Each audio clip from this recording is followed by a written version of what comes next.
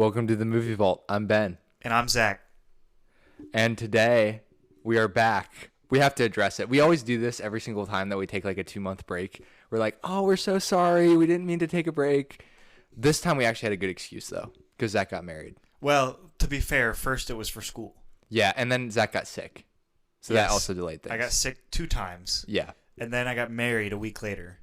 So they were pretty like legit excuses. Sure. Although I guess we could have recorded over Zoom while you're sick. We've done it before. But we're kind of lazy, to be honest. So we didn't do that. And we want to bring the best product to you. It's truly the Movie Vault guarantee, right? Yes. But the biggest news and unfortunate news is the Movie Vault's most crown prize director has passed away. Let's take a moment to just soak in the terrible news. First. Hero. You should know if you were a fan of the show. True. But still say it. Our hero, David Lynch, has passed away at the age of 78 on the 17th of December. January. It came as a shock, although we did know that he had illnesses, but it's nonetheless always a shock.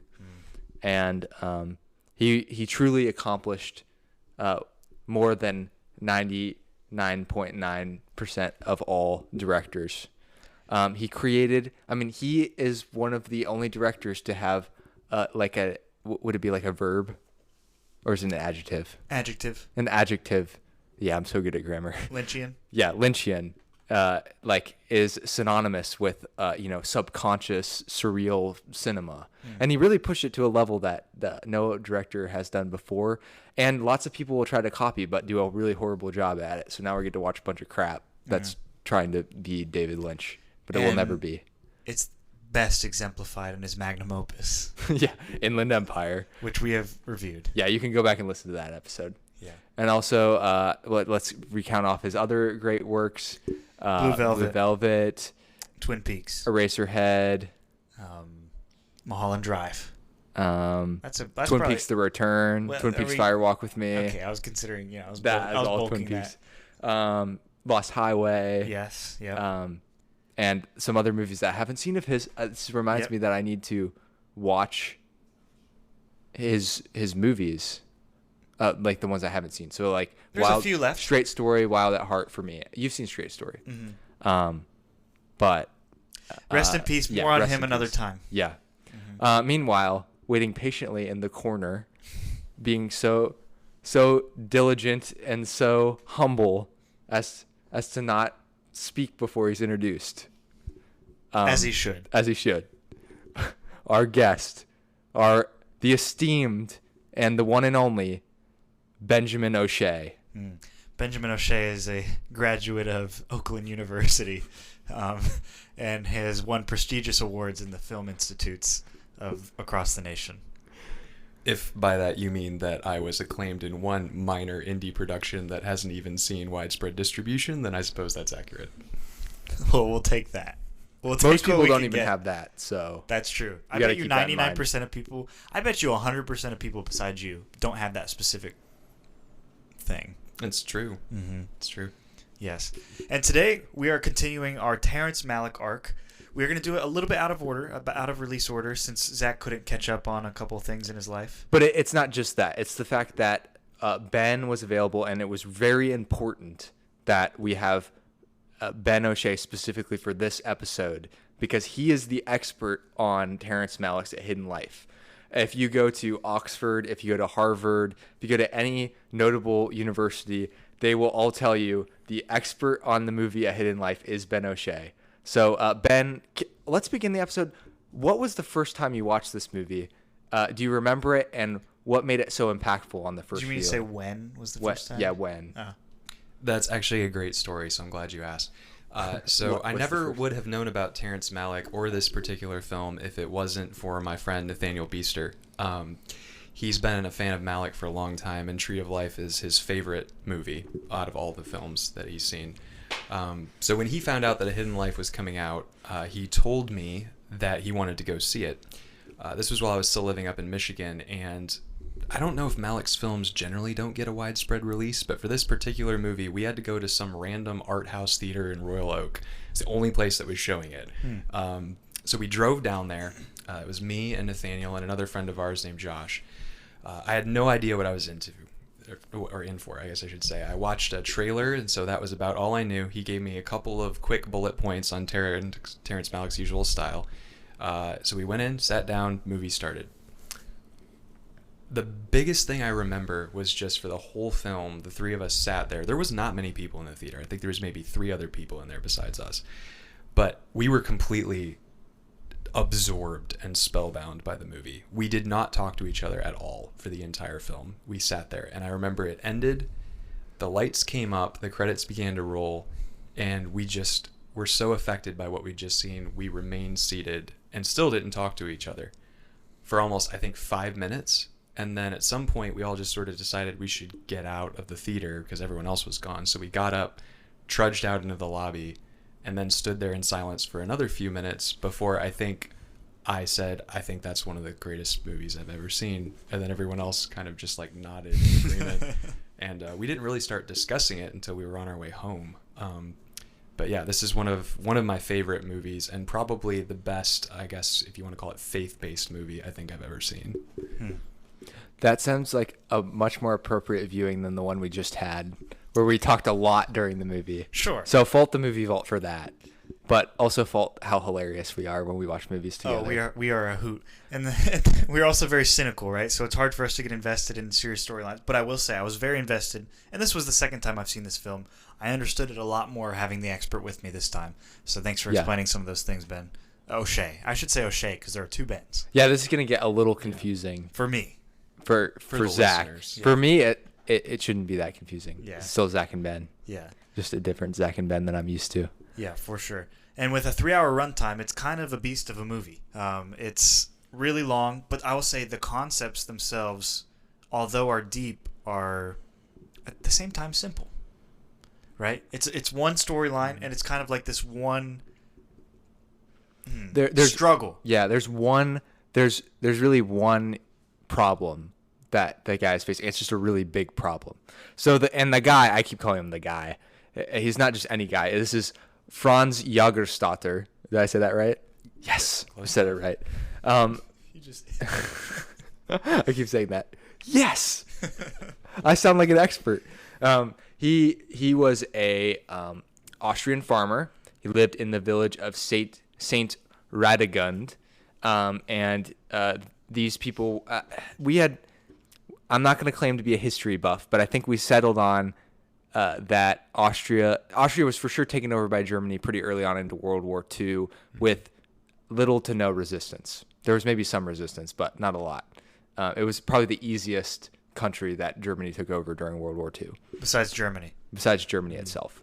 And because Hitler himself was from Austria, so there was some history the two had together. And so because of this, the farmers get called into war.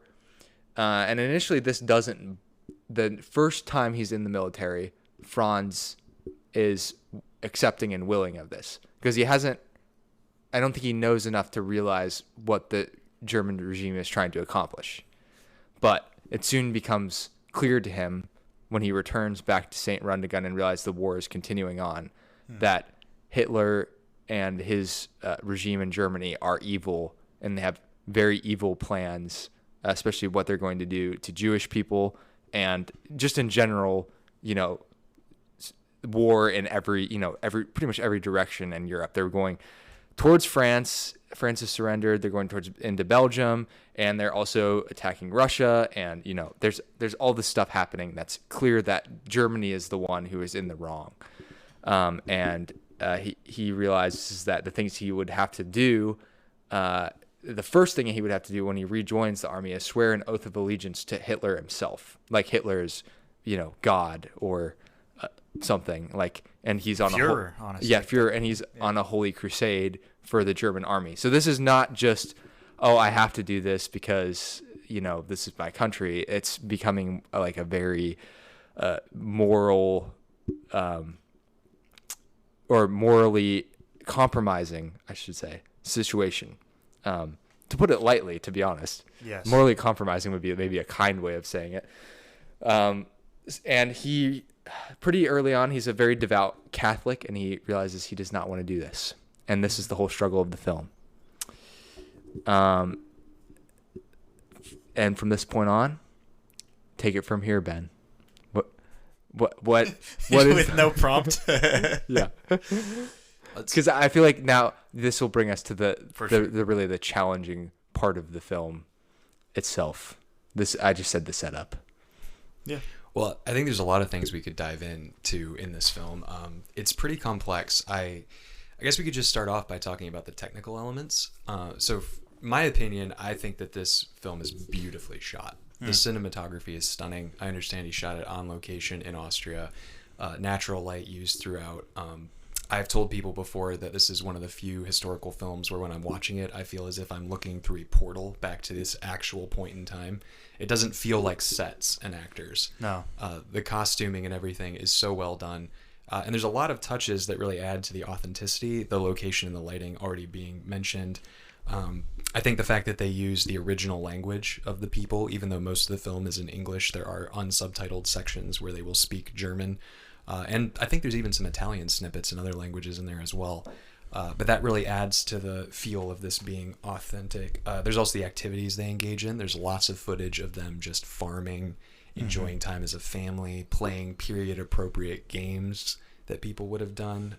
There's dances.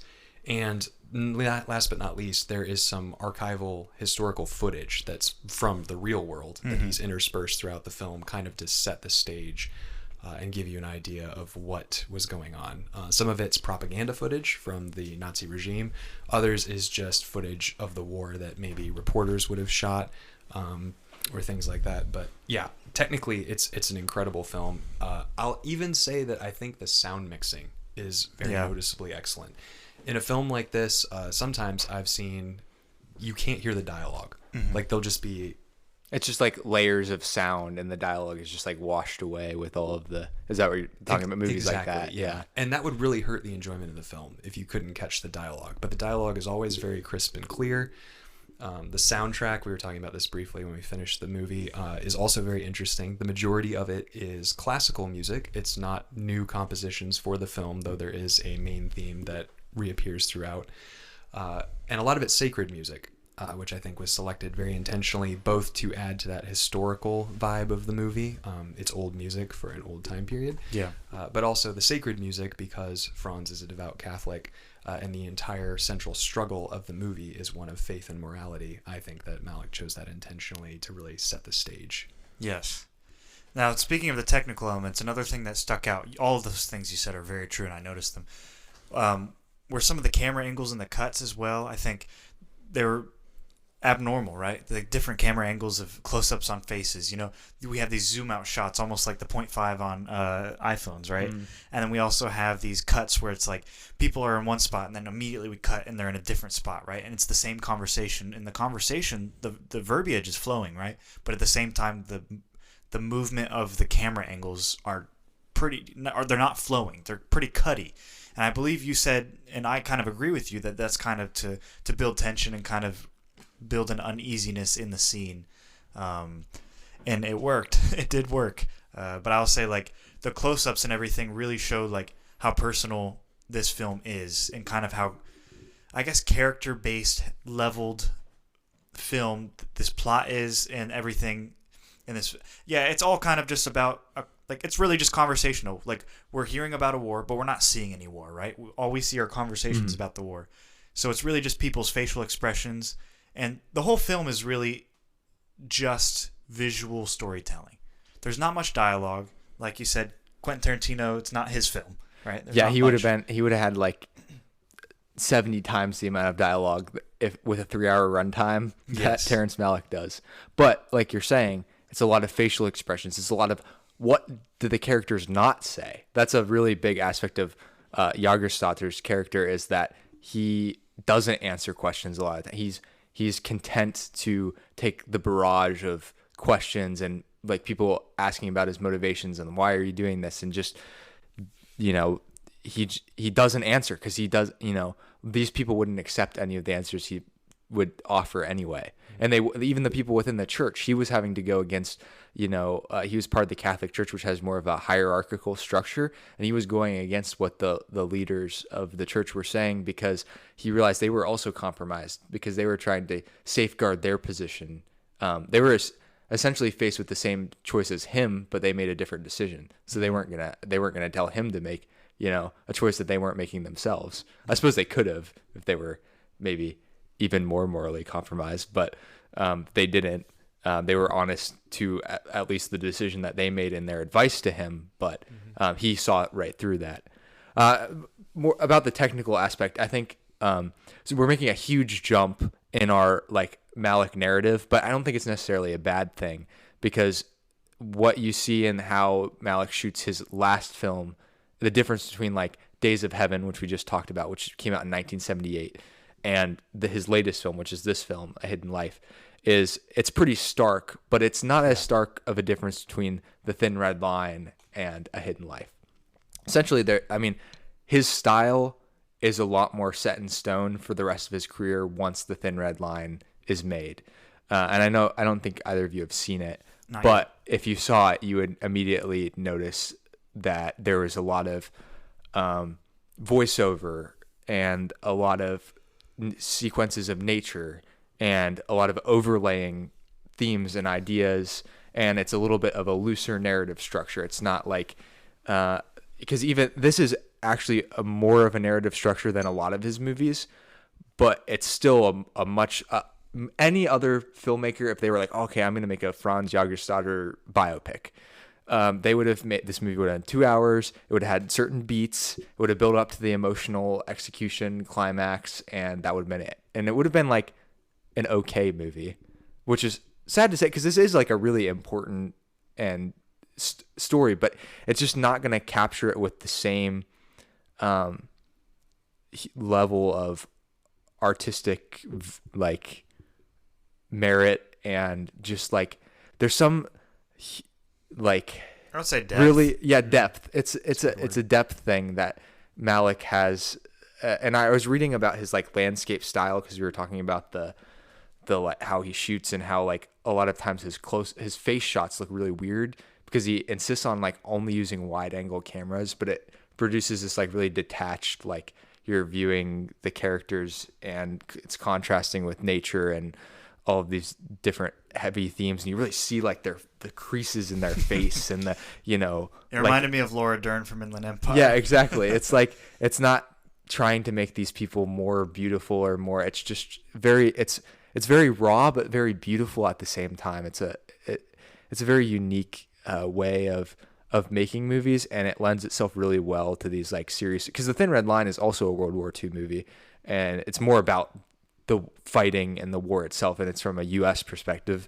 but it tackles some similar themes as this movie, in terms of what is the purpose of what we're doing, and what is the sacrifice? Are we willing to send men out to be slaughtered for what cause? And sort of questions things. It's maybe doesn't have as many spiritual elements as this movie, but Malick always has, from Days of Heaven on, has had spiritual elements. And Tree of Life, I was going to say, is also, it's much looser narrative structure than this movie, but you can also see so it's very Malick. And again, you talked about David Lynch at the start and how he has a style that's almost no one can copy. It feels like Malick, his dedication to the style he's created has left him he's somewhat polarizing, because I think people have a hard time they're not used to seeing this style of filmmaking. So sometimes they have a hard time engaging with it. But if you sit down and you slow down and take in what he's trying to tell you, it is very, very powerful.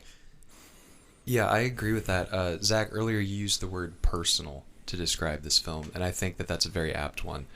And I think this might get to the heart of why, Ben, you're saying that some people might find this movie hard to get into. It does require you to slow down, and I think that that's very intentional. Everything he does, from the camera angles to the fact that, like you talked about, there's so much visual storytelling here. Yeah. This is very much a show, don't tell movie. And I really appreciate that.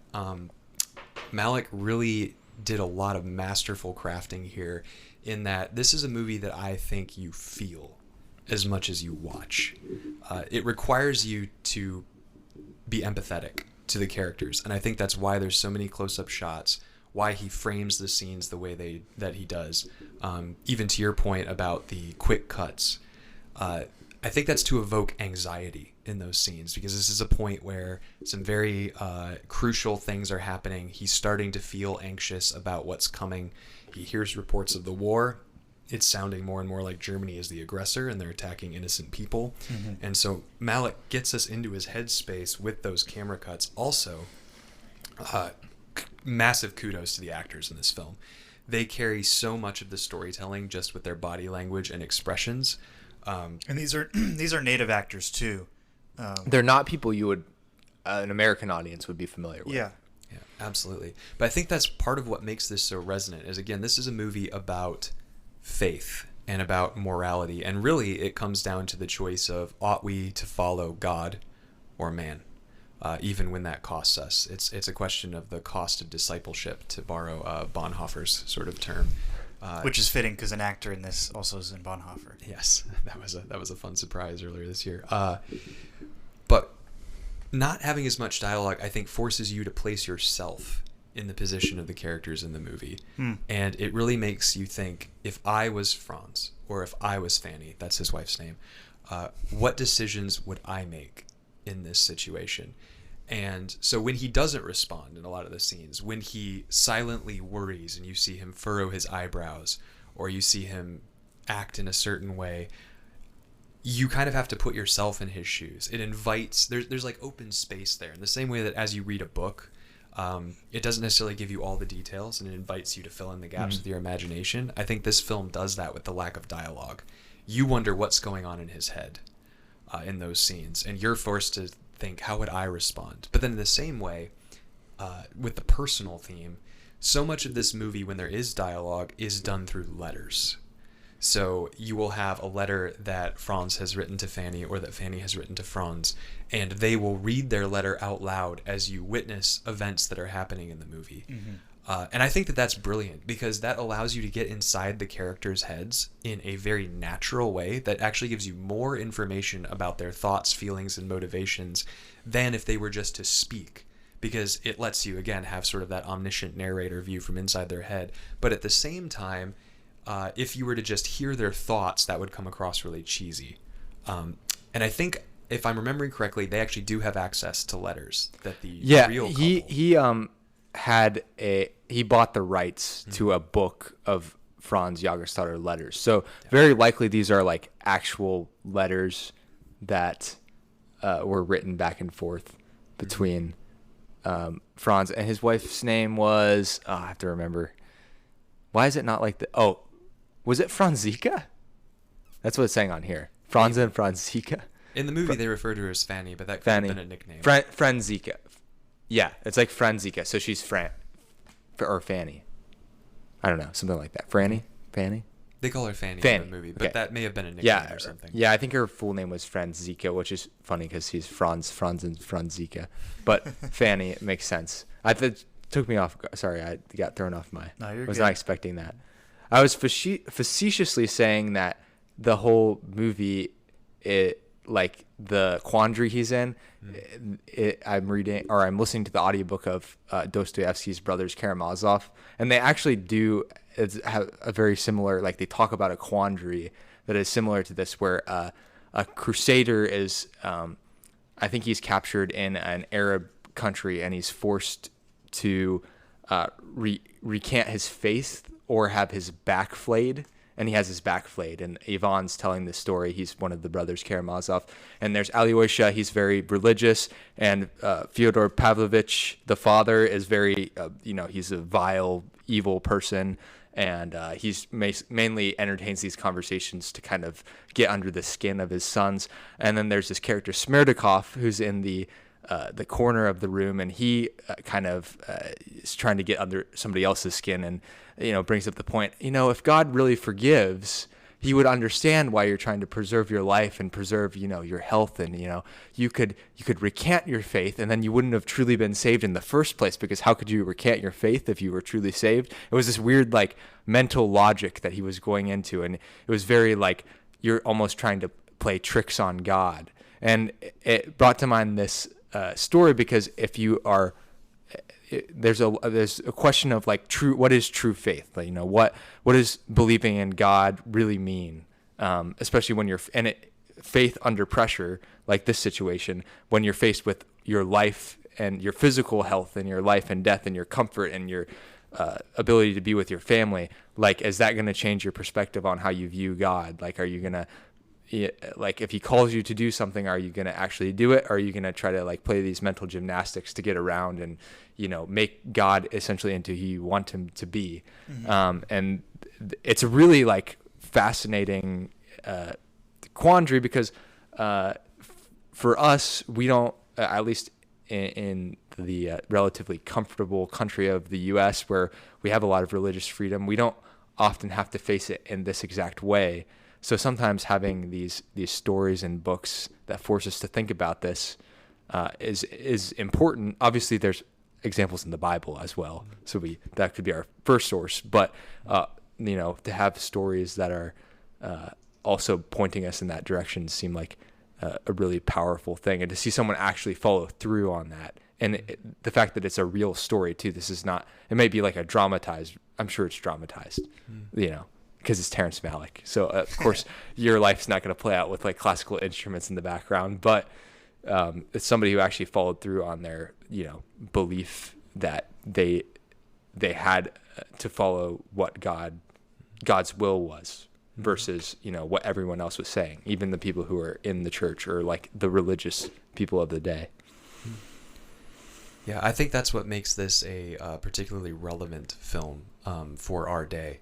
We might not be there yet, but there is increasing pressure, I would say, on Christians to conform to prevailing societal views on things. We might not be at the point where, people are necessarily being thrown in jail or threatened with execution over it. But there's one particular scene in the movie. It's my favorite scene in the movie. I think it's a good time to bring it up, which is the scene with the painter in the church. So this guy is painting a mural on the ceiling of the church, and Franz is there helping him early on as he's thinking through whether or not he's going to be able to go through with refusing to swear allegiance as his conscience is dictating him. And it's just a brilliant scene in terms of the dialogue. So the painter talks about how he adorns the tombs of the prophets, sort of metaphorically, with these paintings, and that he helps people to dream, so that when the congregation is there, they look up at the ceiling and they see all of these saints from the Bible, and they imagine that they would have acted differently than the people in that time did. And he says, but really, they probably would have murdered these people that they're admiring. Mm-hmm. And he talks about how he paints all this suffering from the pages of Scripture, but he himself has not suffered. And really, he gets to this heart of the issue that all of this art is creating sympathy. Admirers is the way he puts it. People who admire Jesus, who admire people in the Bible, who gave everything to follow God and would rather die than not be obedient to God. And they're not creating followers. This idea that a follower is one who patterns their life after Jesus, who refuses to compromise, who really wants to follow after him. And he makes the absolutely accurate statement that Christ's life is a demand. Again, going to Bonhoeffer, he says, when Christ calls a man, he bids him come and die. That's the idea, is that we are dead to ourselves and we're alive to Christ, as Scripture tells us, and we must obey. And he points out that discrepancy and just talks about how people don't want to be reminded of that fact. They want a comfortable Christ, one who, as one of the priests says at the end of the movie, that God wants us to be happy and he wants us to be healthy, and all of these kinds of theological ideas that you'll hear bandied about nowadays, that God doesn't really care what you say. He only cares what's in your heart, that there's somehow this arbitrary distinction between your beliefs and your behavior. And it just hits you right between the eyes with this reality. really, he kind of caps it off by saying that a day is coming soon where men will be very clever and they will no longer fight the truth head on. They'll just ignore it. Kind of coming to the fact that if you really grapple with the truth, if you really take scripture at face value, if you don't play these mental gymnastic games, as you were talking about earlier, Ben, you're faced with the reality of who Jesus is and what he is owed. And people would rather not be reminded of that. We would rather just be okay. And I think that's another theme he does trace throughout the movie. There's the scene where they first go to visit the bishop, and he spends an extended shot on the grounds of the church, where there's a lot of monks, I think, who are tending the gardens. And it's a very peaceful scene. Even in the village, you don't see any war like we've talked about earlier. Nothing hits the town. The people are allowed to go along with their lives, and people seem content to ignore the atrocities happening out in the battlefield so long as it doesn't really affect them in any sort of way. They are willing to trade their comfort, or rather to bear with evil in order to remain comfortable. Yeah. And that's really, I think, the central challenge of the film right there that he's getting at. It asks us, what would we do in that situation? Are we willing to give the ultimate price in order to obey God rather than to appease man and to remain at ease? Yeah, and you're right. That is the heart of this film. It's like the hardest question that could be asked for a Christian, right? And you think of when you're growing up in an American youth group, the youth pastor always says, "Oh, what would you do if someone put a gun to your head and said, do you want to reject Christ or do you want to say you follow Christ?" Right? And then every kid's like, "Oh, I don't know, and am I actually a Christian if I don't follow through?" Or stuff like that. But this film shows that like people have actually been asked that in the real world, right? And World War II is such a tumultuous time in all countries, right? Whether they were a part of the war or not, it affected everyone because the biggest powers in the world were going against each other, millions of people dying, everything like that. And this guy, what I forget his name, Franz, yeah, he was asked this question, and I have to imagine it's such a hard question to be faced with, right?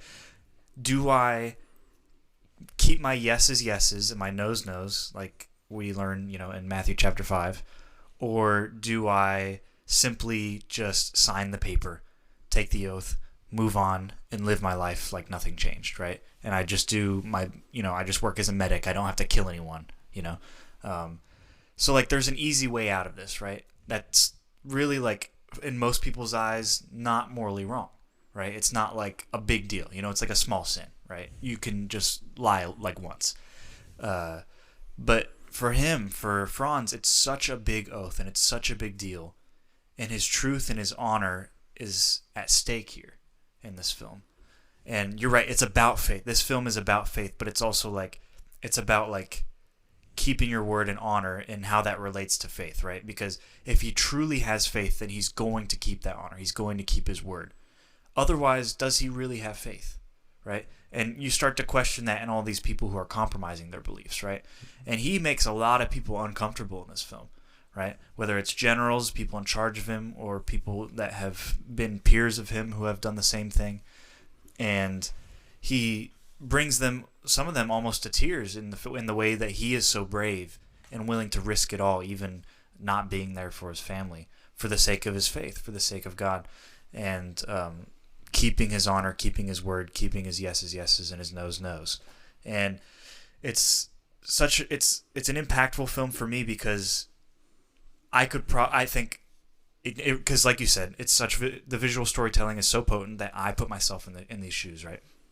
And I said during the film to both of you, like, I would probably sign the paper without thinking about it, right? Because it's just like, to me, it seems obvious, right? The cultural wave is going that way that I'm susceptible to. The like church authorities would influence me to do it, right? So it's like, I'm probably susceptible to that. But it takes, obviously the Spirit's work in your life to have like such a clear vision of what is right and what is wrong, especially when it comes to your word and what you align with and what your allegiances are. And it's way more important than we think. Like, our word means way more than we think, because he could literally just say a few words that aren't true and get away with not sinning after that. But he would be living in sin because he would be aligning with the wrong people because of those words. So And at the beginning of the film, it's a little bit less, right? He just doesn't have to culturally like Hitler, right? But then it gets to a point where it's like, oh no, you have to choose whether you like Hitler or not by saying an oath, right? So they kind of force him into that corner, and the world will do that, right? The world will do that. So it's definitely applicable now, even though these circumstances are much harsher than what we might face today. You're right, Ben O'Shea, that there is a growing multitude of cornering of Christians in the world today, in America, when we're talking about these things. And I think standing your ground and not compromising on anything is the only way to do it. If you even compromise a little bit, it sends shade on Christ. It really does. It shows that, like, oh, we can give and take a little bit to conform Christ into the world a little bit. So yeah, I know I kind of went all over the place there, but those were my biggest takeaways from the film. But I think the biggest takeaway was I got to feel what that hard question was kind of like just from watching the film. Yeah, it reminds me of Shadrach, Meshach, and Abednego, because they don't ask him to recant his belief in God. What they ask him to do is swear an oath to Hitler, which is like bowing down to the statue of Nebuchadnezzar.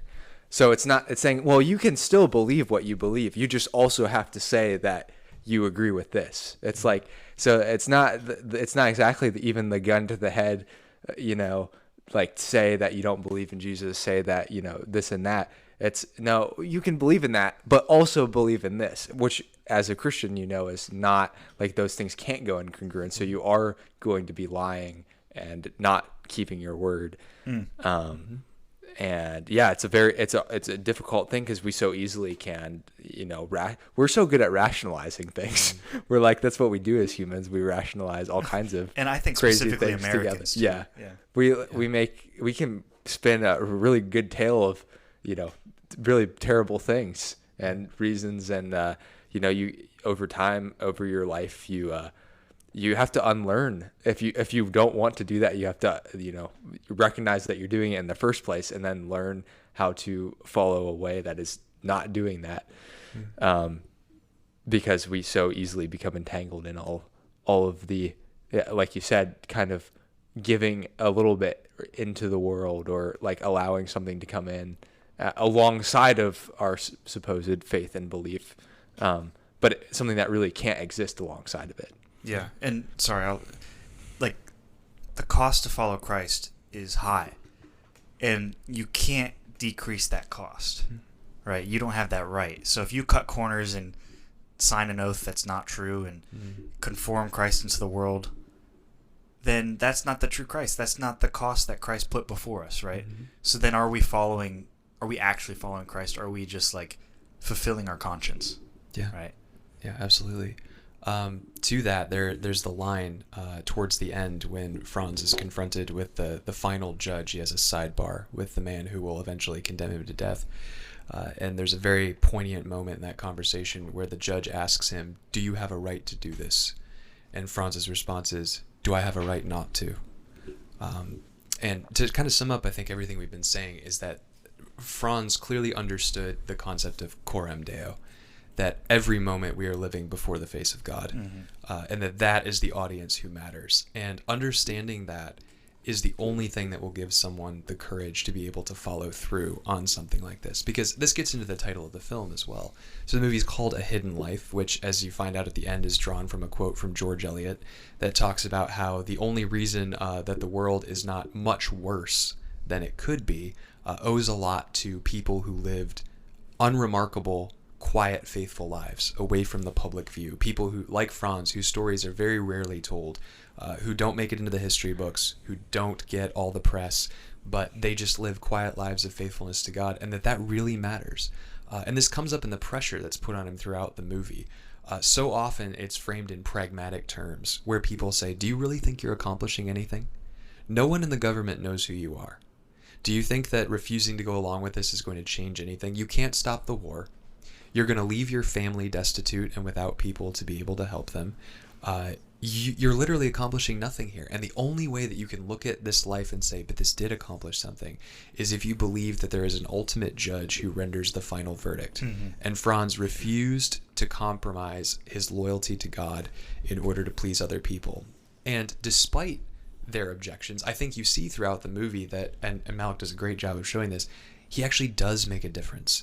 And even to that point, with all the hostility that's thrown at him, and I think you could even see the Bible talks about how we are facing opposition from the world, the flesh, and the devil. And I think you see all three of those forces, intentionally or not, portrayed here. So you've got the world, which of course is at various levels, and it's very tricky. Like, the pressure from evil is very subtle. It starts off at the beginning very kind of light. There's just people kind of coming to him, like the people who come for the collection for the military, and he refuses. And then people start treating him and his wife kind of weird around town, like they're sort of... and I even notice how it progresses. So first it's the men that are treating Franz sort of brusquely. And then you see the women start to be more aggressive towards Fanny. And then finally, the village children start throwing things at Franz's children. And you just see this cascade of evil where it kind of moves from, like, first with the men, then to the women, and then eventually even to the children, to just show how this spreads. It does not stay contained. Franz is very honest. He says at one point that, I want to save my life. He's just very upfront about that. He doesn't want to die. But at the same time, he remembers that he can't do that while also giving into sin, essentially. Saving his life that way. And again, this is just one of the many biblical allusions that I think Malick has woven throughout. That line immediately calls to mind Jesus' words about, if anyone tries to save his life, he'll lose it. But anyone who loses his life for my sake will save it, right? And in the opening monologue, there's another one of those that I really like, where he opens out talking about they thought that they could fly away to the mountains and be safe. And there's this idea, this imagery of a bird that I think is as a direct allusion to Psalm 11, where that's being talked about. The wicked are coming. How can you say to me, fly away to the mountain like a bird? And he refuses because he's going to trust in God and stay. And for the devil, I think really one character in particular I'd zero in on this is there's that man Nikolai that he meets in the prison, who says he was once like Franz. He once, quote unquote, believed in Christ. And he actually charges God with outright evil and sadism, claiming that he abandoned Jesus on the cross and a whole bunch of other things, and just urges Franz to give in to despair. Flat out. There's a Nazi lawyer who also says that God is the one who created evil. Again, just charging him with everything that's going on. It's immensely powerful stuff, and it's just right on display there in such a visceral way in this movie. And some of them aren't even allusions, right? He straight up says Psalm 23 when he's in prison, just showing that he's relying on the Lord throughout this. And his wife and him both have many prayers throughout the movie as well, just straight towards God, asking for strength, asking for help constantly, right? They're asking for help. And it is cool, and it's interesting to see a strong faith like that, but also a faith that's willing to question God maybe as well, because they do that a lot. And they question each other, right? They question, like, what do we actually do in this situation? Am I actually making a good decision? Because it's going to hurt my family. It's going to hurt my family. And I'm also called to lead and protect my family.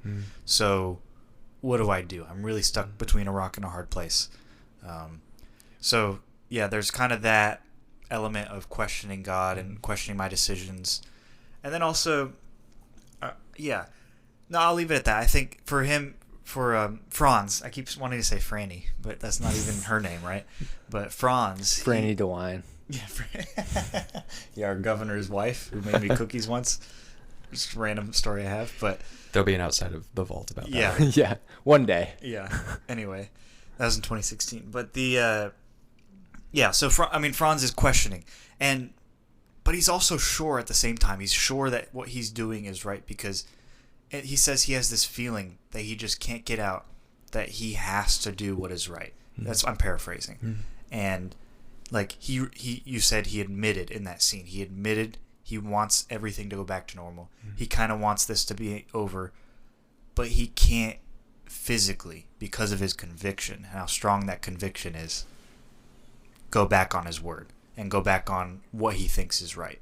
So again, just reiterating, it's like such a strong, it's not even like a strong faith or work on his part, right? God is sustaining him in these moments, right? And of course we should clarify, like, we come from the Protestant tradition, not the Catholic tradition, but there is this idea of like God keeping and holding people fast with faith, with true faith in Jesus, and it is powerful. I think if you're a Christian, this movie is much more powerful than if you're not a Christian. Yeah. And because if you're not a Christian, this movie is simply another interesting philosophical, and you would have to place yourself in that hypothetical, because there's really no, if you don't have faith in a God or a judge or something that exists beyond, that's going to hold the worldly evils accountable eventually for their actions, and hold you accountable for your actions, then there's no reason to not be pragmatic. I mean, you can maybe try to make one. I'm sure people who aren't of a religious faith would try to make arguments as to why they would exist in Nazi Germany and not go along with it, right? Like they would have some sort of just to feel better about themselves. But really, like, if you don't believe that there's a moral law, like I'm reading Mere Christianity right now. I'm only in the beginning stages, but C.S. Lewis is arguing about, like, what is the foundation, what establishes these moral laws? Like, is there a God? These big questions. So if there's not a moral law, then there's no reason to say that, what Germany is doing is necessarily wrong or right, or it's anything. It's just something that's happening. And, then your main goal is self-preservation. So everyone else's argument would be right. But if you do believe in God, it has an eternal consequence as to what decision for sure you make. And that's why it has to be a personal relationship, only because you can rationalize in all different directions, right? You can go that route and say, like, well, is there a God or is there not a God? That determines whether or not there's moral law, which is true. Or you could be like, even if there is a God, like, the world's still going to beat us, right? And that's kind of where the wife goes, right? This defeatist attitude where, why even fight if we're just going to lose? Or you could go down the route of, like, well, you could sin and God will still forgive you, right? So you can get the easiness and the forgiveness, right? So it's like you can go down all these paths, but really what the heart of this film is what is the cost of discipleship, right? What is that cost? And it reminds me of J.C. Ryle's book Holiness. It kind of describes throughout all of its chapters, like, just a really, really, really high cost. But the truth is, he paid a much higher cost, right? Christ did on the cross. So it's just like he paid the highest cross that's possible, bearing, today in our sermon that we learned the sin, shame, and salvation of us on his back as he carried that cross, right, up to Golgotha. So it's like the cost that we are required is much lower than that, but it's still really high. Like, for our own efforts, for my weak, I weigh 150 pounds and I can't carry a cross like that probably. And I can't bear the weight of everyone's sin on my shoulders for those who believe in me. And nobody believes in me, so, which is a good thing. Yeah. So Anna said she believes in me. She just told me, but we'll have a talk later. And he does have a line in there that alludes to that too, because you're right. So, I mean, no one can carry the weight that Christ carried. Jesus does tell us, though, that when we come after him, we must take up our own crosses. And Franz talks about that later. He refers to his own cross as being very small when he's in the prison and he talks to the other prisoners and hears about the anguish that they have gone through. And again, no one can do the kinds of things that Franz does in this movie apart from the work of the Holy Spirit. It's just beyond human nature to hold in under this kind of pressure. But I do want to take just like a couple of minutes to sort of look at some of the things you've alluded to before about their struggles. I think that's what makes this movie so much more salient for me than a lot of other what you might call faith-based films. I think that there's been some really bad quote-unquote Christian movies over the years. There's been a lot of really bad. Yeah. Is this better than God's Not Dead 2?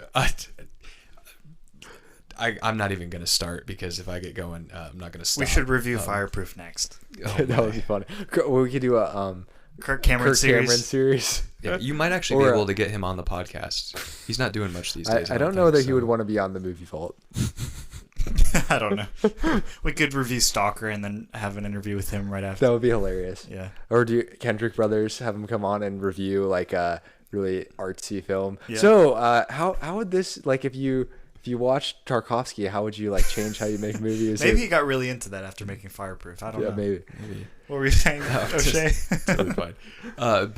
Yeah, it's this idea that in most of those movies, the characters are not really allowed to struggle, which gives them this unreal feel. Like it's almost like Hallmark movie jive, where there's some central struggle in the movie where the characters, they sort of wrestle with it for a little bit, but then they pray, and in the final act of the movie, the problem is just removed. It's an instant fix. In Fireproof, it's particularly bad because they use it to sell a devotional that goes alongside of the movie, and he literally goes through the devotional, and it fixes every problem in his life. Yeah. Boom, just like that. That's not really like that's I don't know. That's not how prayer works. Right? That's prayer not how leaning on God necessarily. No, prayer is supposed to align us with God's will. And that's not how prayer works.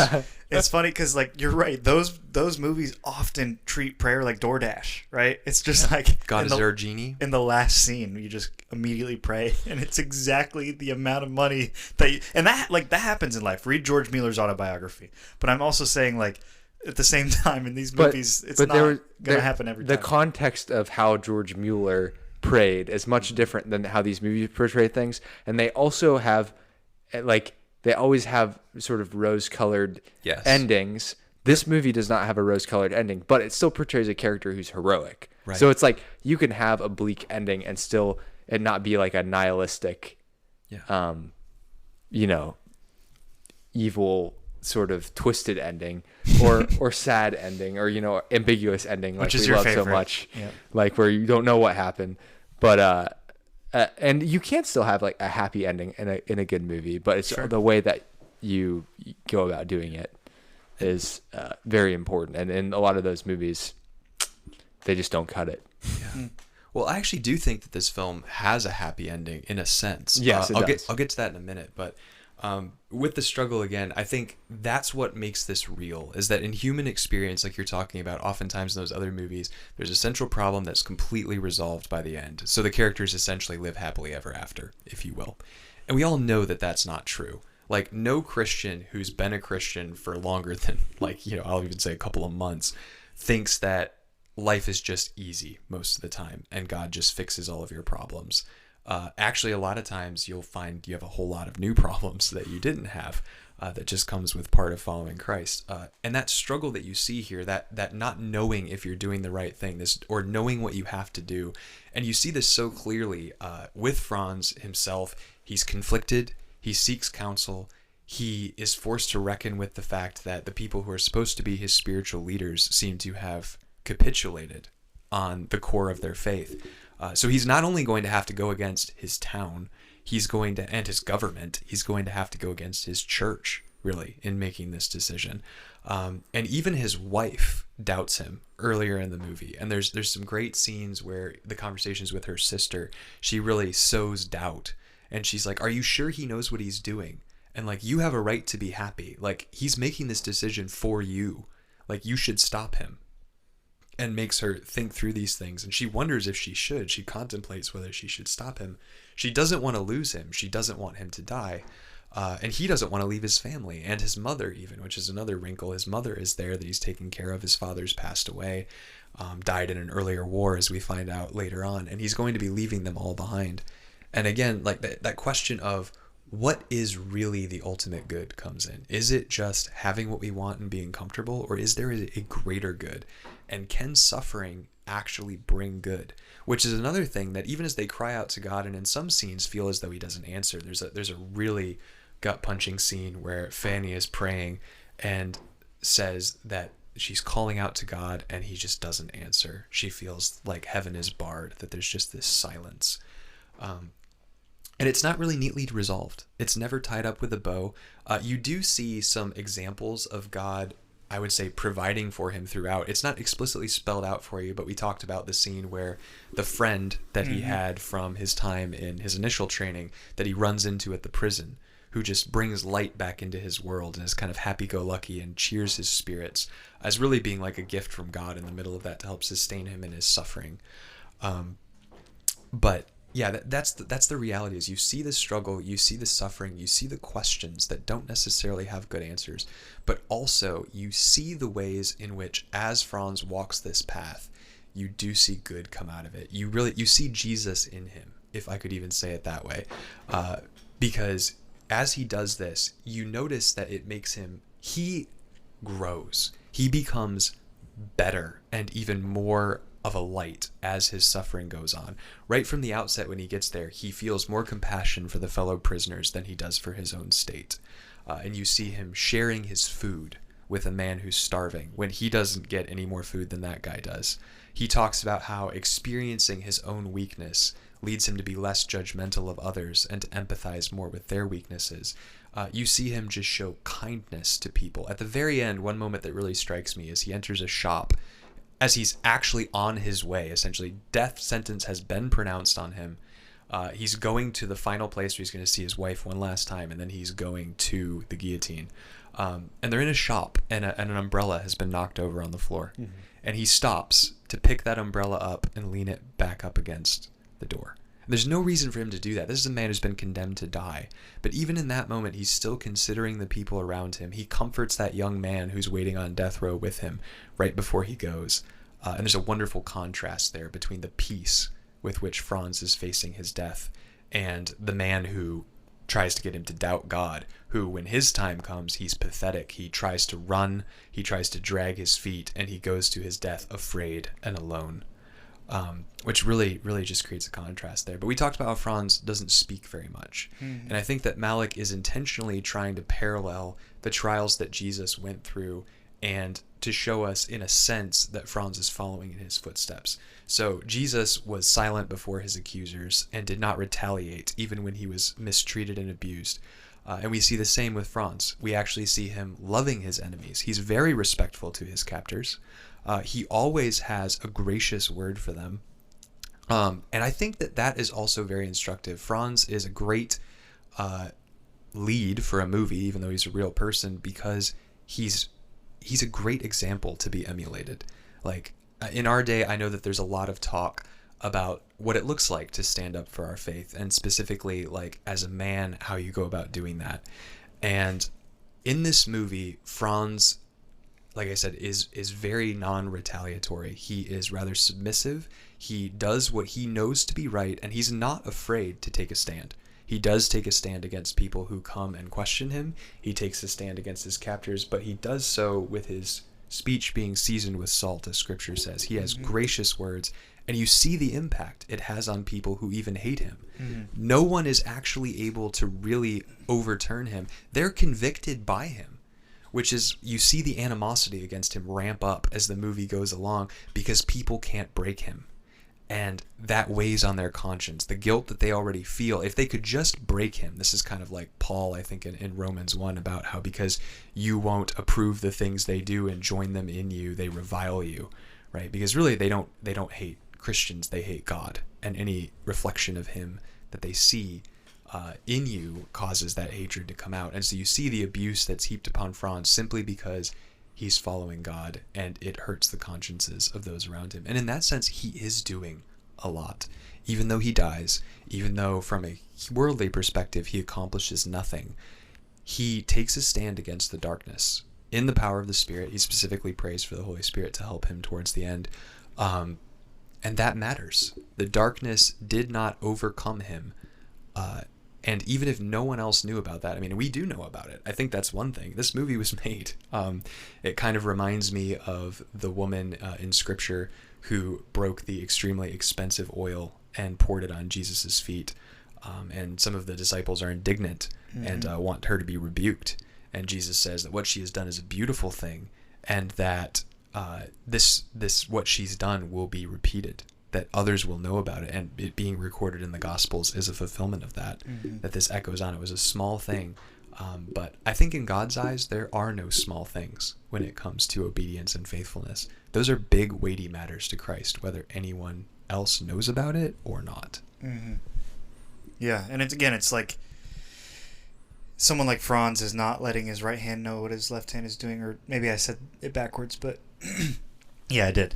But it's like, yeah, you don't need to brag about all that kind of stuff. And in his case, he probably couldn't, and he probably wasn't even tempted to because it's such a dire and hard situation. But you're right. I mean, all of the values that Jesus kind of gives in Matthew chapter 5 are there, right? I mean, whether that's not bragging, whether that's not retaliating, whether that's loving your enemies, whether that's keeping your oaths, right? Whether that's not succumbing to anger. All of those are Matthew chapter 5, right? The Beatitudes, right? He even brought up, Nikolai brought up the Beatitudes, like, the meek have inherited the earth, right? So, like, why be that way, right? Mm-hmm. Stuff like that. And it's just very interesting to see the contrast between Nikolai and Franz in that situation, and then to see them, like you said, on death row and their different reactions to when they're about to die. And that is the peace that surpasses all understanding, right? The peace of Christ. That's the difference between Nikolai and Franz. Like, there's no other thing that's different between them, right? The Holy Spirit is in Franz, as far as we know. I mean, and we're watching a movie, so like we're seeing depictions, so we're assuming this guy's a Christian within the Catholic circle. But long story short, I guess it's like the difference is that peace of Christ. But before, I know we have some more technical aspects of the film to kind of get into. What would you say is the most impactful takeaway from this film for you? You said after this film, you and your friends were silent.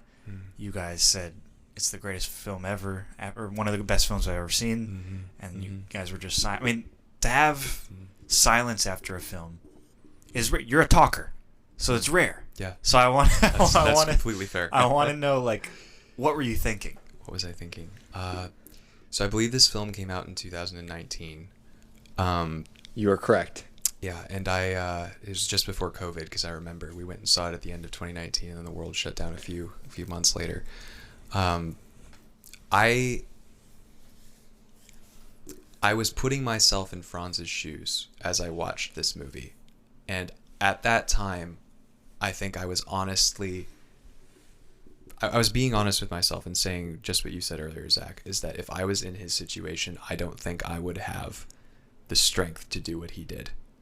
And that was very convicting, to realize that I was rather arrogant about my estimation of my own faith and what I am capable of. Little faith in the Lord to carry and sustain me through in the face of that. But in Franz, I think I would say I saw what, by God's grace, I would hope to become.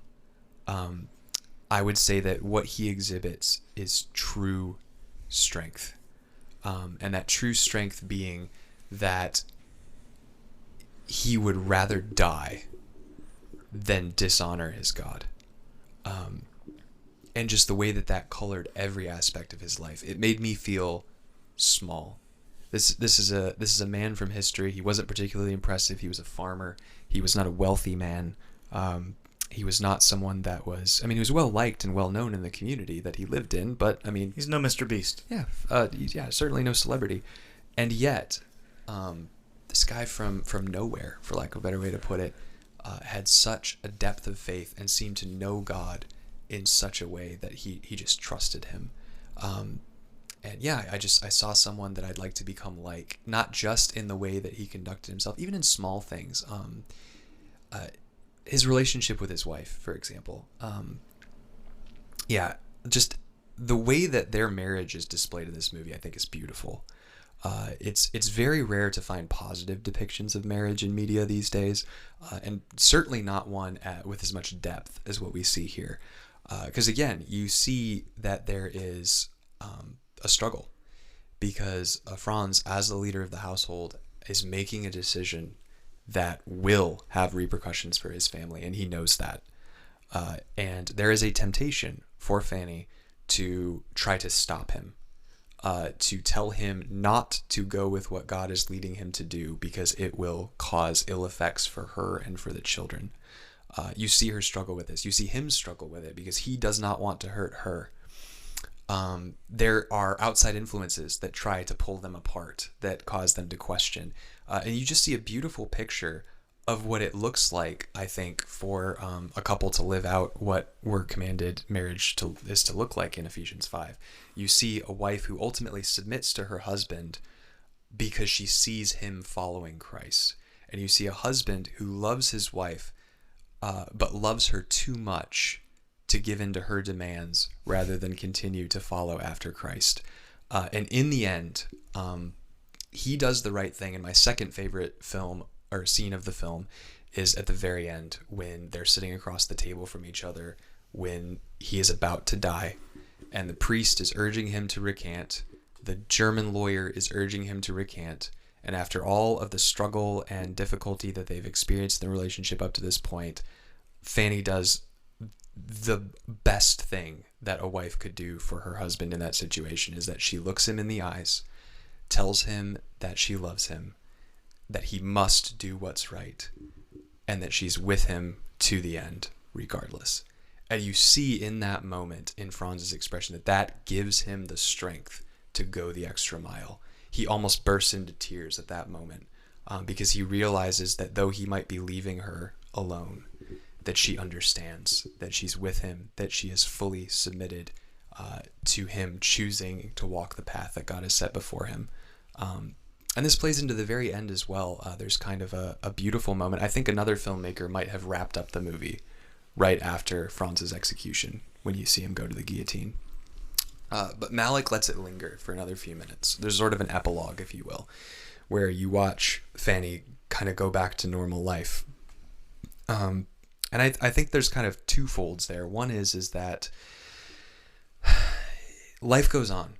So he has done this heroic and genuinely honorable thing, but there is no immediate change.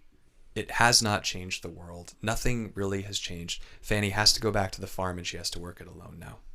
She's without a husband. The girls are growing up without a father. That is a very real consequence. And Fanny even says to her sister, someday we will know what all of this is for. So that question is still left there. She doesn't understand. Why has this suffering befalling us? What significance has this had? We don't know now, but even that expresses faith that one day we will. In God's plan, we'll understand what this was all for. And this gets to where I would say that I think the movie does have a happy ending of sorts. Because at the very end, there is a scene where Fanny is talking about how one day she will meet with him again. And she's clearly talking about the new heavens and the new earth. And talks about how everything will be good. And there's a scene as she's talking. What's on screen is the village in spring, and you see a bunch of people all carrying farming implements going out to till the fields, and everything is peaceful and everything is beautiful.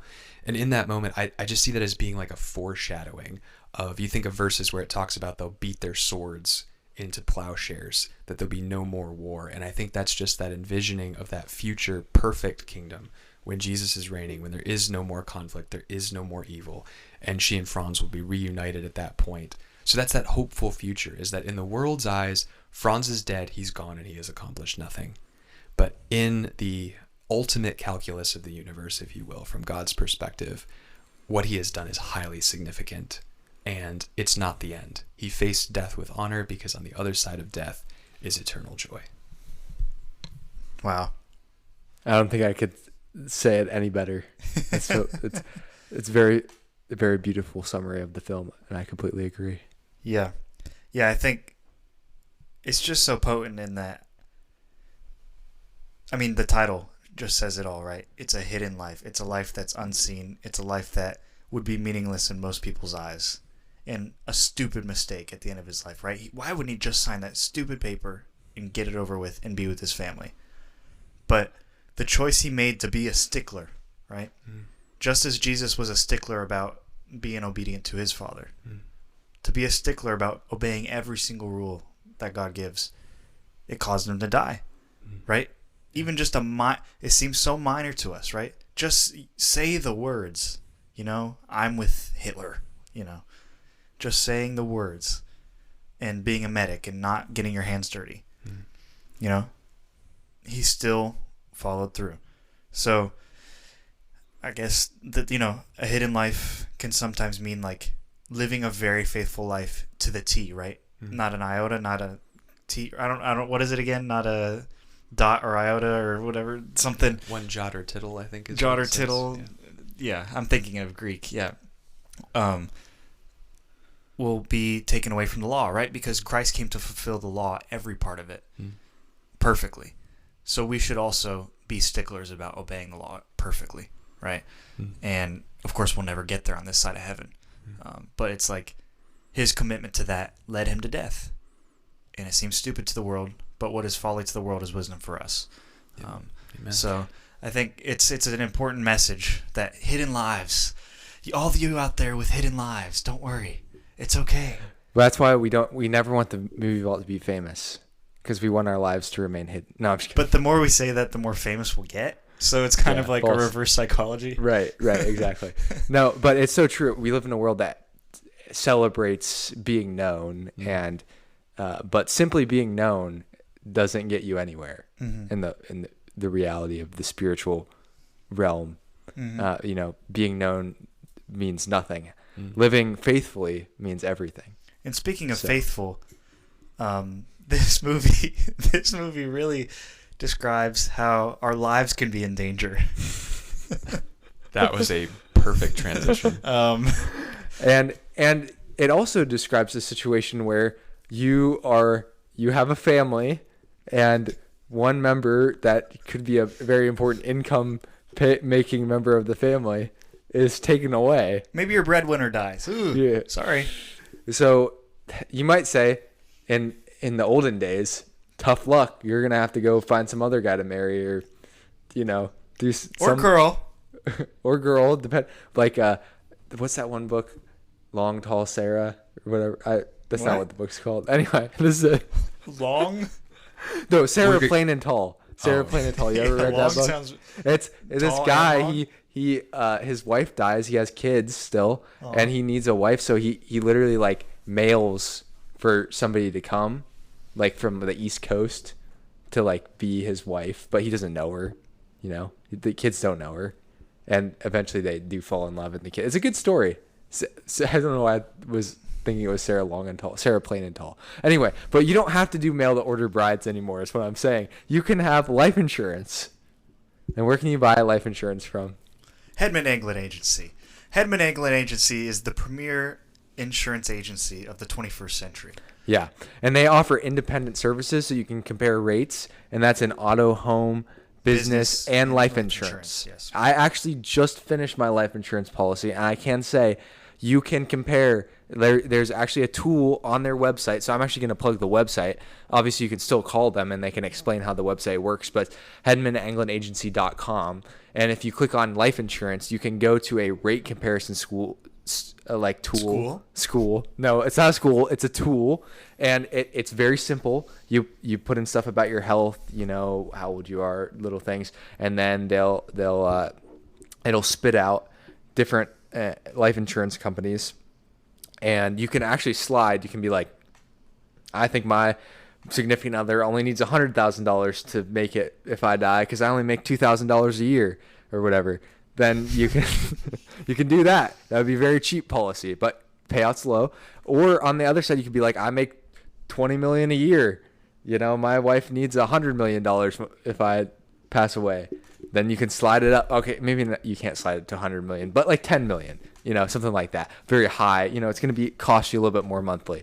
And it also factors in your age and all the different things that life insurance companies factor in.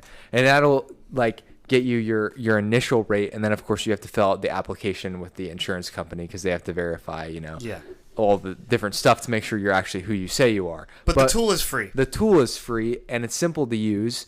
And it's not the thing is, you got to watch out with these life insurance companies. If you go through an agent that's through the specific company, they're all they can offer you is the product that their company offers. They can't offer you every single company's product.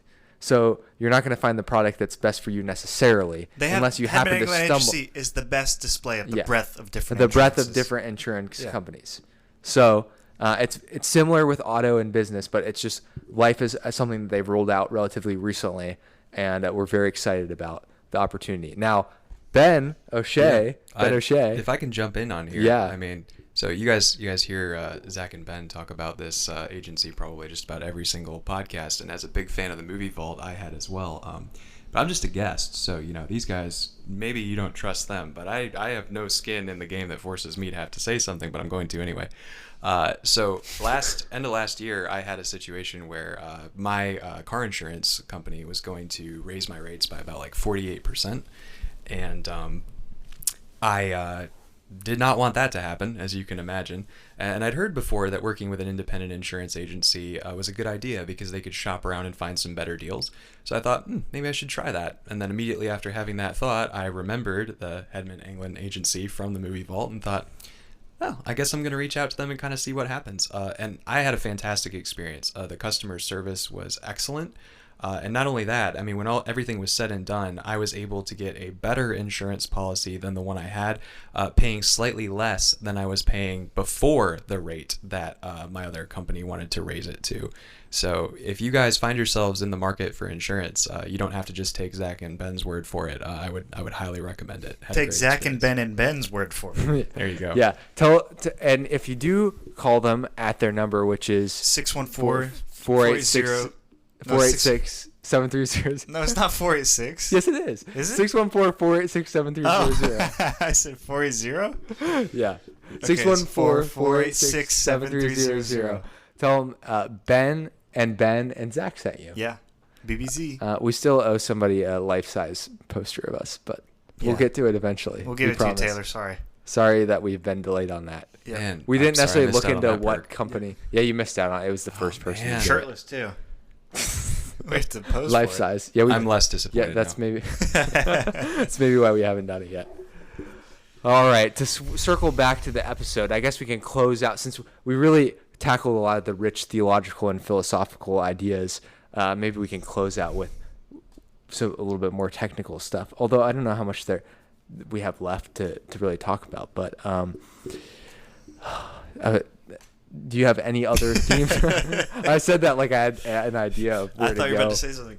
No, I would say, I think I would just like to express, so I haven't seen Thin Red Line yet, but in the arc of Terrence Malick thus far, I feel like he has evolved his movie making tremendously, right? To where he could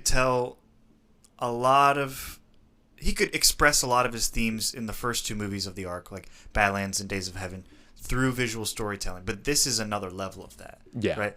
So I would say Days of Heaven is better cinematographically. Yes. But I think... Oh, really? I do. I do think Days of Heaven is a very classic, like... I think Days of Heaven... painter style. This is strong. Yeah. I think it's the most beautiful movie I've ever seen when it comes to shots. And I rewatched some of the shots on YouTube, and I still stand by it. So I think that's where I'm at. I could be wrong. I was wrong about the Hedman England agency number, so it's an off day for me. But so I think he's evolved in his visual storytelling, at least. Maybe not cinematographically, but in his visual storytelling. In the actual storytelling itself. To the point where he has decreased his dialogue a lot and is able to get even more potent ideas out there. Because I think this film is not only theologically deeper, but just deeper in general, right? The themes are deeper.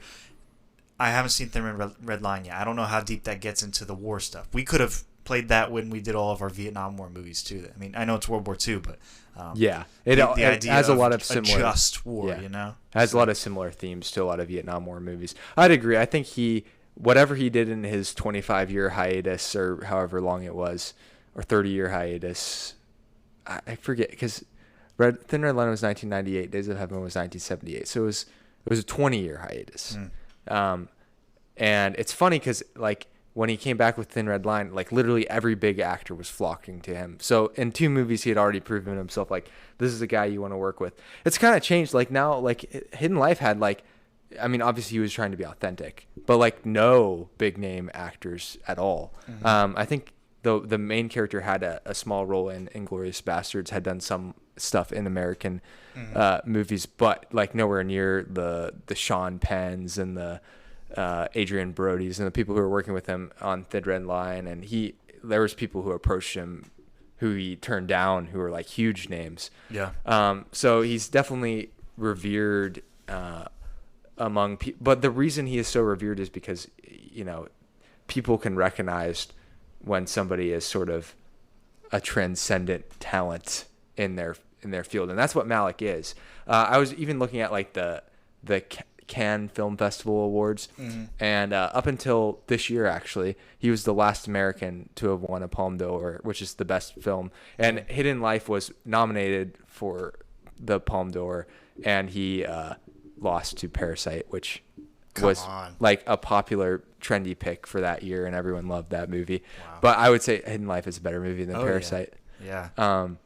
Even though I did like Parasite quite a bit, but still, like if we're talking about like impact and like artistry, but then you might pick every Terrence Malick movie that was going up against anything. Well, Parasite, like Everything Everywhere All at Once, was just kind of like this craze that was going on. Yeah. When people, it was like the number one. It was a good movie, but perhaps like it was like the first Korean international movie that hit big. Like sometimes movies get that sort of rep where it's like, maybe Bong Joon-ho, he's made lots of other movies. Maybe he had another movie that's actually better than Parasite. I haven't watched all of them, or many of them, so I can't say for sure. But that was the one that like sparked, like everyone, all of a sudden he became a household name, right? Now he's going to come out with a movie this year and everyone's going to go watch it. Parasite 2. Yeah. No, Mickey 17.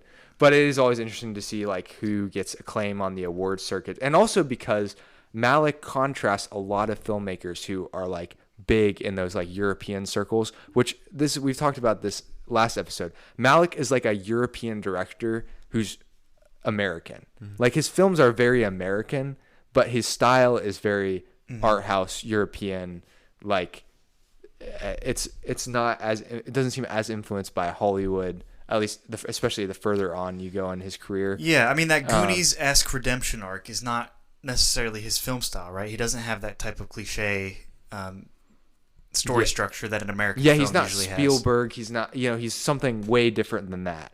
But the heart and the themes and the belief in God, honestly, the belief in God, like people who are winning, like Michelle Haneke and these like other German, Austrian film directors, they're very like nihilistic. There's like not a lot of hope in some of the films that win these awards. It's not refer to Nomadland episode. Yeah, Nomadland. There's a lot of more progressive ideals in these movies, and they can still be like interesting movies, but they're not going to reach the philosophical and religious like depths that you can only get so deep with Everything is Meaningless. Yes, I know. Like you can watch Michelle Haneke's Funny Games and be like, oh wow, that was a like brutal portrayal of people being kidnapped and murdered. But like, what can you learn from that really at a certain point? Yeah. You can be like, wow, people are really bad. Okay. Like even David Lynch had lessons in his films. Kind of. But it was more so that you could like make your own lessons out of David Lynch movies because they were so like subconscious. Yeah. Choose your own lesson. Choose your own lesson. Yeah. And I suppose there's some of that in some of the art house movies too. But I think with Malick and Tarkovsky, and I always reference back to Dostoevsky, I've always been intrigued by these like artists who are able to just like so delicately but so profoundly weave God into their art, and like because we're contrasting it with like when we're talking about Christian, or some of these people are like maybe they just have a great respect for Christianity, which is not quite the same thing, of course, but enough to be like they're including it in their art. However, we don't know like from a personal level is what my caveat, I guess. But and we're contrasting it to like the God's Not Dead, and which I know is like not even fair because they have like so much less like filmmaking pedigree and everything than these artists. But like, how are they able to make these stories? They got to do like, and we have crossover. To be forced to watch or like pushed like these like they got to do a God's Not Dead Avengers, like the Fireproof and the Courageous and the God's Not Dead people all come together. And that's what I always ask myself. I'm like, why can't we have more? Why can't we just be showing our kids Andrei Tarkovsky movies, like, and be like, this is what you need to be influenced by? Like, why when A Hidden Life, why is there only 6 people going to watch that movie? Well, because there's a small release. I know it's 3 hours long. 3 hours long. It's not super accessible, but like those are the movies that should be celebrated, I guess, in our circles, is what I'm saying. Honestly, I think it comes down to the writing. I mean, I don't think that the filmmaking pedigree or even the budget of those other films is what hindered them. I think it's this idea that a film is not a sermon. And this phrase gets bandied around a lot, but I think there's a lot of truth to it, is that, faith is as much caught as it is taught. And I think the problem with a film like God's Not Dead is that goes in with an agenda. Like, it has something it wants to communicate to the audience, and I know that all movies do, so I'm not saying that there isn't a message in film. Not all movies, but continue. It's so on the nose and right in your face Yeah. that it feels like you're being preached at, not like you're watching a movie. In which case, you could go watch a sermon. Absolutely, and you would get much better content because they'd be preaching to you right out of the Bible. But if you're creating a piece of art, there's a natural way to weave faith into that, which I think is just to write a story about how someone of faith would live when confronted with a particular situation. That's what makes it realistic. Quick analogy, and this is maybe a little bit bizarre, but I've used it before. I've told people before that I think one of the best quote-unquote Christian characters that I've seen in a movie is Donnie Yen's character in Rogue One. I'm blanking on his name right now. Chirrut Imwe. Ben O'Shea's a big Star Wars fan. I am.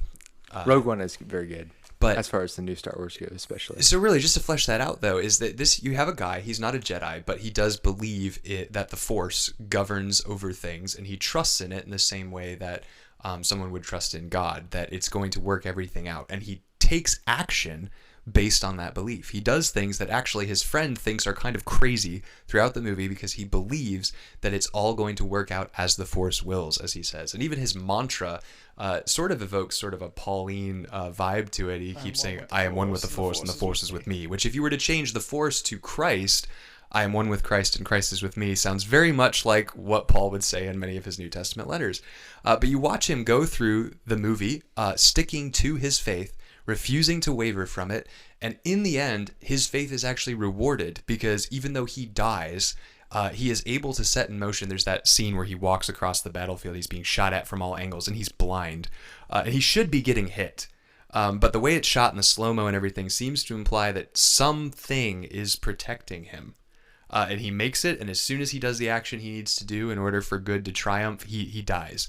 And even in his death, though, he, in a sense, reignites faith in his friend, who then goes on to sort of begin believing in the Force again. And I watched all of that, and of course, obviously, this is not a Christian film, and the Force has much more in common with Eastern mysticism than it does with Christianity. But I was just struck by the fact that here's a guy who has a faith, if you will, who's mocked for it by other characters, but refuses to deviate from it, and he makes choices that he would only make if he really believes in what he says, in what, at least for the film, is a realistic environment of the universe he finds himself in. And so I think we need more movies like that, where again, like in A Hidden Life, the gospel is never explicitly shared anywhere in this film. And it's not at the end of God's Not Dead, someone gets hit by a car and they come to know Jesus, which, I'm sure that has happened at least once in real life, and that is fantastic that is somebody's story. That he got hit by a car, Yeah. But it just, in the film, it feels forced. Yeah, because it is forced. He's such a mustache twirling villain up to that point too. Like, I mean, that guy's irredeemable. If I'm remembering the movie correctly, it's some like terrible thing, like he's divorcing his wife because she has cancer or something like that. It's like they literally make him. What the other problem is they villainize, like they villainize black and white opposition to such an extreme. Yeah. That it's like also not realistic, because you're like, this guy is like, maybe there's somebody who's bad enough to do something like that. It's like unrealistic, too easy Christian living. Yeah. Oh, for sure. But it's contrasting, like, there's Christians who also do horrible things, or like, make mistakes, fall back into sin. Like, it's not showing any of that. No. It's showing Christian, good guy. He goes to concert and texts all his friends in this context, God's not dead. He is good. And he is without sin. And that really makes me question, who is this movie for? Because if the point of that film is to convince non-Christians of the gospel, who's going to respond to a movie in which you've portrayed everyone that doesn't believe in Jesus as a mustache twirling like Nazi who's just the worst they could possibly be? Yeah, and all of a sudden you're supposed to just be like, oh, I got hit by a car and now I think Christians like. Yeah, and I got a text that God's not dead. I'm a Christian now. Yeah, but meanwhile, again, in A Hidden Life, we have nuance to even the antagonists here because, like all good villains, even though we might not agree with the choices that they make, we can understand why. Thanos. And they're not. Yeah, it's a good example too. And they're not portrayed as being like thoroughly evil. There are moments you see them hesitate as they're confronted with Franz. And while there's plenty of examples of the inhumanity of man to man, as the hatred of Franz for refusing to just give in, and the danger that the other townsfolk feel that they might be in because of that, it just refuses to paint them in completely dark colors. There is nuance, and that's what you find in real life, is that no human is entirely good or bad, and I'm using those in like the common parlance, obviously not like ultimate reality standpoint, but Good people caveat. are nuanced, and your art has to reflect that if it's going to be real, because I would say it's almost like the moral uncanny valley, in the same way that something that's looks human but there's something off about it just creeps us out. It's the same thing. If you create moral pictures that are too stark, too black and white, that don't reflect the world we live in, you just turn people off immediately. They'll go, this is not real, this does not reflect the world that I find myself in, and therefore it's not compelling. Well, they think you're fundamentalist too. I mean, they just think that you're basic in your understanding of how the world works, I guess. But yeah, or hopelessly naive, maybe. Yeah. Naive, yeah. I would, if anyone wants to watch like a full breakdown of why God's Not Dead is really bad, the Say Goodnight Kevin God's Not Dead review is excellent, and it points out a lot of issues. But I mean, I'm guessing if you're somebody who's going to watch Terrence Malick, you're probably also aware that God's Not Dead is not really Or you're good not. art. Or maybe you're not. Maybe you're trying to hold. Maybe you feel guilt. The other thing I think that is the problem with Christian art, or has always been the problem, is you get the sense that it's like, it doesn't matter if it's good or not. You're supposed to go support it. It's like you're not being a good Christian if you don't go to the movie theater and watch the newest Jesus Revolution. or like Unsung Hero. big movie that is Christian. And instead you go watch Nosferatu, like a evil person. Yeah. I mean, I'm not saying you necessarily should watch Nosferatu. I heard it was great. It was great, but we'll get into that when we get into my movie highlights. Yeah. I subject you guys to that. Well, what are our final thoughts on A Hidden Life? Me, we've covered a lot, but I think at the end of the day, A Hidden Life, I like it convicted me of the thing that you were saying the first time you watched it, which is that would I actually be, or can I now currently in my life stand up for what is right and what God has called me to in the way that I'm called to do? Because it's not some theoretical thing that is not happening until like we're in a political situation that I can't, like, it's happening right now every day as I decide how to live my life, how to represent Christ at work or at, when I'm interacting with people, the decisions I make on my own, everything. Like, it all comes back to how am I representing Christ, and am I following, am I going in prayer to the Spirit to ask God for wisdom and how to live my life? Am I, am I pulling things from the world into my Christian walk and like compromising my faith? These are things we don't like thinking about, but we have to in order to grow closer to God and grow in our faith. So I think like maybe it is a very practical, and I guess you do think about it in the actual context, like would I be able to do that? And I was like, same as Zach, I don't know that I would be able to. I'd be a lot better at rationalizing why I should stay alive because of my human fallenness and instinct. Yeah, and that's the beautiful thing about this movie, because of your favorite scene, Ben O'Shea. Like, we look at the murals that this guy is painting, and we think, if we were in that situation, we would do so much better. And we could look at this movie in the same way, right? Yeah. We could think, like, if I were him, I would do exactly what he's doing. If I were Paul, I would do exactly what Paul was doing. But we would be missing the point if we thought that, right? Because we wouldn't. But we also could, right? Because Paul was given that ability through the power of the Spirit. Right. Right? And I'm assuming that... Franz is having that same peace that comes from the Spirit as well, because that's the only way that you're on death row and without being delusional can face it. Right? So I think that's kind of what I took away from it, is like there has to be this supernatural power that has to help you out with these types of situations. You know, I'm 100% sure that without the Holy Spirit that I would succumb to sin. Yeah. Right? So I also want to acknowledge that the Spirit is so powerful that I am fully confident that with the Spirit I could do exactly what this guy did.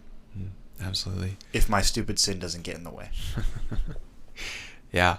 I would echo everything that you guys just said. I even as I'm thinking through this, I think another challenging thing is I've heard it said before that as much as we might think about, if we were asked to die for Christ, would we do it?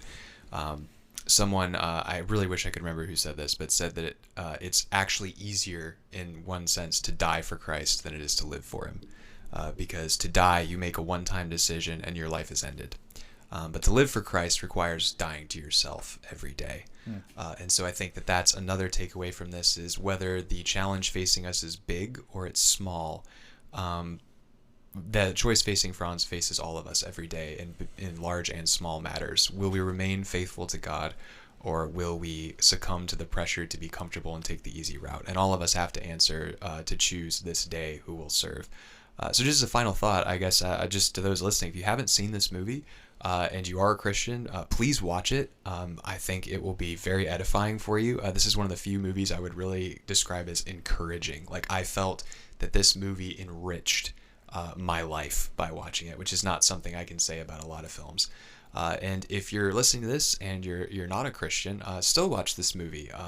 And really, that line in the film that Christ's life is a demand, if you don't know what that means and you've never looked at Jesus and his claims and what he's taught, there's no better time than the present to find out what that means. And it has absolutely eternal implications, and it's the most important decision you'll ever make.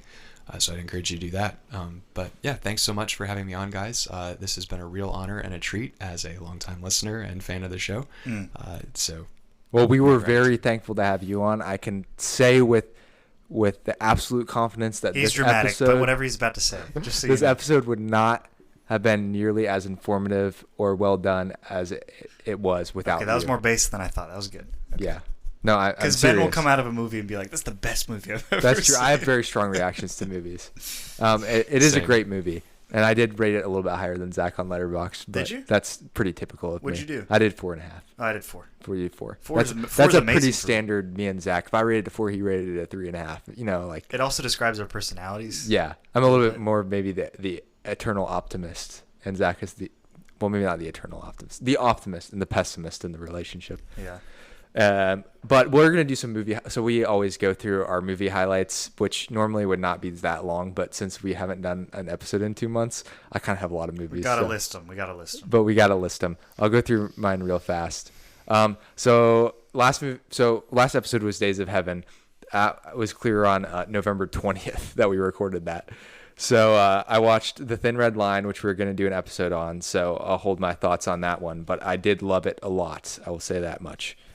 It was a big bucket list movie for me. I always thought like people revered The Thin Red Line, and I thought it lived up to a lot of that. But anyway, I already said I would hold my thoughts. Next, I watched Infinity Pool. It was a Brandon Cronenberg movie. I really loved Brandon Cronenberg, his movie Possessor, but this movie was like all the like, I don't know. It reminded me of like a Ruben Ostlund, like we're killing the rich type situation. And I just feel like that theme has been so overdone. Too much. And it's just like, I don't know. It's overplayed. And the violence wasn't really as cool and the themes weren't as cool as Possessor. So it was all right. But it definitely wasn't as good as I wanted it to be. All right, we got to speed these up. Okay. I watched Planes, Trains, and Automobiles. It's a classic. I love it. 5 stars. Santa Claus 2 were okay. Nothing to write home about. Watched Buster Keaton's The General. That was pretty solid. Was it? How would you compare it to Sherlock Jr.? Yeah. Pretty equal. I think Sherlock Jr. may be a little bit better, but The General is also pretty entertaining. Okay. Those are his two most famous, I think. I watched, I believe it's Hitchcock, To Catch a Thief. Mm-hmm. Decent Hitchcock movie. Not one of his absolute best, but pretty solid. Vertigo is, but continue. I watched Dune Part 2. It was excellent. I wish I would have seen it on the big screen. That's my only regret. But I'm reading Dune right now. I'm through the first part. But we'll see how fast I get through it. But I've really been enjoying reading the book. I think it adds a lot of layers and context you don't get in the movie. Santa Claus 3, I really didn't want to watch this movie, but I guess we had to finish out the trilogy. It was really bad. I mean, it was a big fall off from the first one. Jack Frost? Yeah, it's so bad. But I guess you can get a little bit of entertainment by how bad it is out of it. So you got that. Then I watched Christmas Vacation. This was the first time I watched the whole thing. I've seen parts of it. It was decent. Chevy Chase from Weird Community. seeing Pierce when he's younger, huh? Yeah, it is.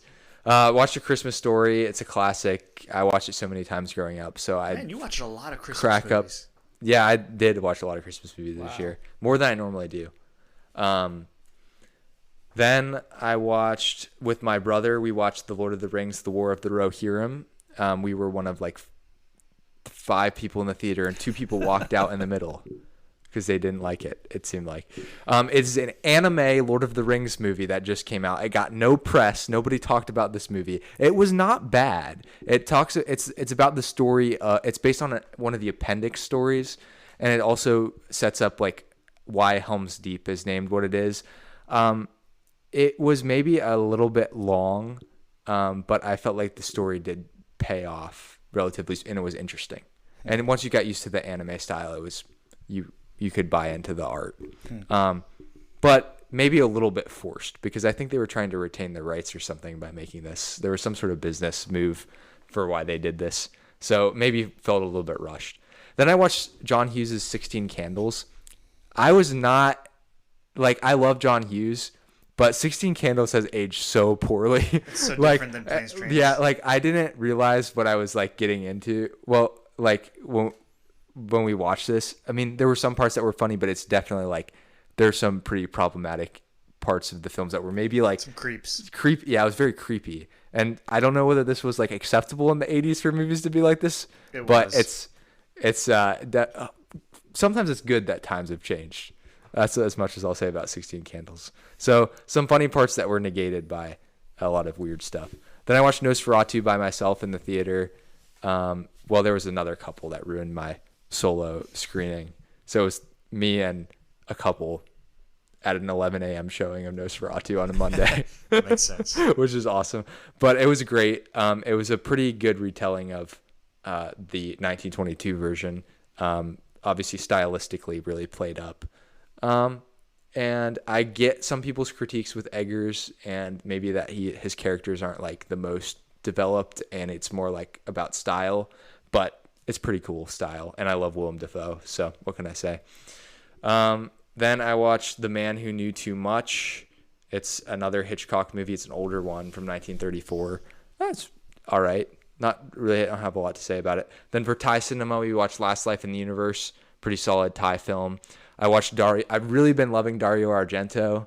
I watched Tenebrae. It's not as good as like Deep Red or Suspiria, but Deep Red is great. If you like the Italian giallo like horror style, it's like classic good stuff. A lot of axe murders and violence and stuff like that. Beautiful soundtracks.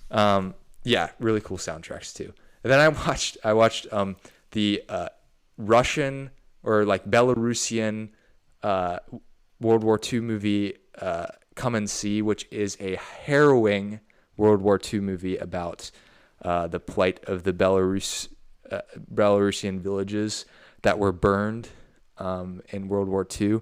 It's a little bit more like, it's a very abstract movie, maybe kind of not exactly in the same vein as like a Terrence Malick movie, but it kind of like is dreamlike in parts where it like is shifting from scene to scene, and sometimes you're like, wait, how did we get here? But it's so like, I think it's a must watch for movie, but it is a very difficult, heavy watch. I see we're bringing back that category. Yeah. That's good. Must watch. Must watch. Then I watched, I don't know why, but I was so curious because people had been talking about it from the third one coming out. I watched Terrifier. Maybe like the meanest spirited movie I've ever watched in my life. Like it's like the original Saw, which would be, or even like Hostel, like the Eli Roth movie. Like those are pretty like violent movies.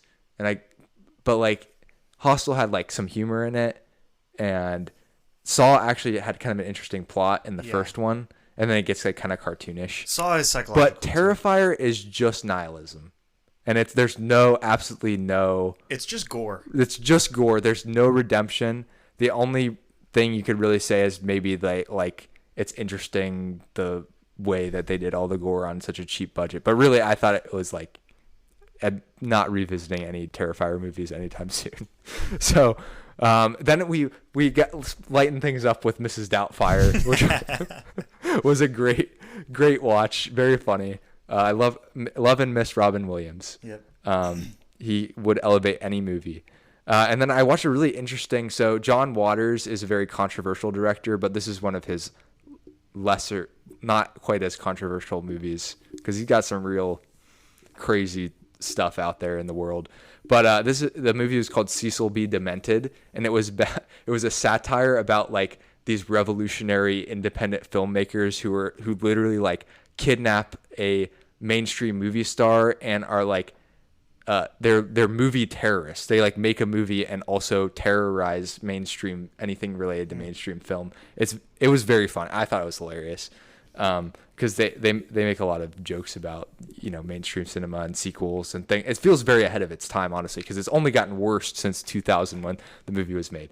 And I watched Hidden Life. So sorry for taking up so much time. No, you're good. But I watched so many exciting movies that I wanted to. I have not watched as much. I finished out the Spider-Man films. Would you say it's 10 minutes? So it took 10 minutes for me to get through those.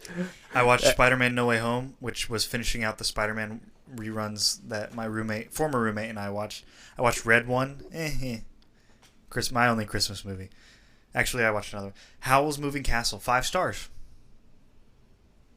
I need to start watching these Studio Ghibli movies. Yep. You really do. Moana 2, 2.5 stars. It's a Wonderful Life. 4 stars. That's I actually have not seen It's a Wonderful Life. First movie of the year, intentionally, I watched it with my buddy, Blade Runner. Then my first movie in marriage with Anna was My Neighbor Totoro. Then The Incredible Hulk. I think those were on the same day, maybe. Or 2 different days. She shook her head. Then we watched Ponyo. And then that was it. All right. So Studio Ghibli is really... Yeah, we're on I need to watch right Studio now. Ghibli. So... Well, with that, that's all. The good thing is you could stop at an hour 30 on this episode and really get everything. We're at an hour and 47 minutes. Yeah. Woof. And this is just a random, it's not even a landmark. It is a landmark episode because Ben O'Shea was on. The expert Harvard educated. Oh, you flatter me. Yeah. Yeah, the Oakland educated. But with Pride that, of the university. We always ask our guest, would you like to close the vault? You can make any sound in order to close the vault. And Zach and I will reside back in it until the next recording. All right. Sounds good. Here we go.